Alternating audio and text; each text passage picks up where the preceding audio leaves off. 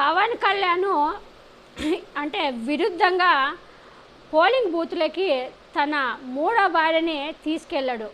ఒకవేళ అంటే తీసుకెళ్తే తప్పేముంది అనొచ్చు, కానీ ఇక్కడ ఆమెకి ఓటు హక్కు లేదు.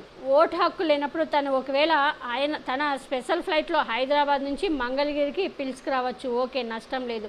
ఆమెను అందరికీ చూపించడానికి ఎందుకంటే తన మీద చాలా ట్రోల్స్ చేస్తున్నారని, మూడో భార్యను వదిలేశారని అందరూ అంటున్నారని ప్రజలకు చూపించడానికి అది ఓటింగ్ రోజు ఆమెని స్పెషల్ ఫ్లైట్లో పిలుచుకొని వచ్చాడు పవన్ కళ్యాణ్.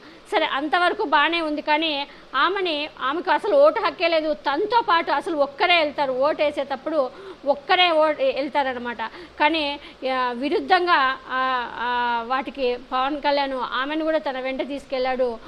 అది పెద్ద వైరల్ అవుతుంది ఇప్పుడు. నెటిజన్లు తనకు అంటే ఇక్కడ ఎన్నికల అధికారులు కూడా అంటే అదే వేరే వాళ్ళు ఎవరైనా చేసి ఉంటే ఎంత అక్కడ ఉండే వాళ్ళు కొట్టేవాళ్ళు, ఎంత తిట్టేవాళ్ళు, ఎంత చేసేవాళ్ళు. అంటే ఆయన పెత్తందారులు డబ్బుండే అతనని పవన్ కళ్యాణ్ భార్య అంటే ఏమంత గొప్ప అంటే పవన్ కళ్యాణ్ భార్య అక్కడికి వచ్చిందని, మూడో భార్య అక్కడికి వచ్చిందని అధికారులు నిలదీయకపోవడం అనేది ఆశ్చర్యం వ్యక్తం చేసింది.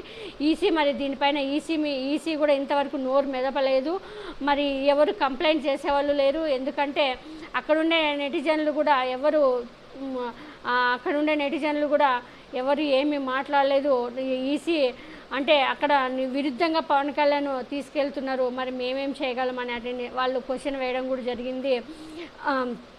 మాలాంటి మాటలు వాళ్ళు వింటారా అన్నట్టు కూడా వాళ్ళు మాట్లాడడం జరిగింది. సో ఇక్కడైతే మరి ఈసీ పవన్ కళ్యాణ్ అంటే పేదవాళ్ళకి ఒక రూలు, పవన్ కళ్యాణ్కి ఒక రూలు అనే నెటిజన్లు తెగ ట్రోల్ చేస్తున్నారు పవన్ కళ్యాణ్ని.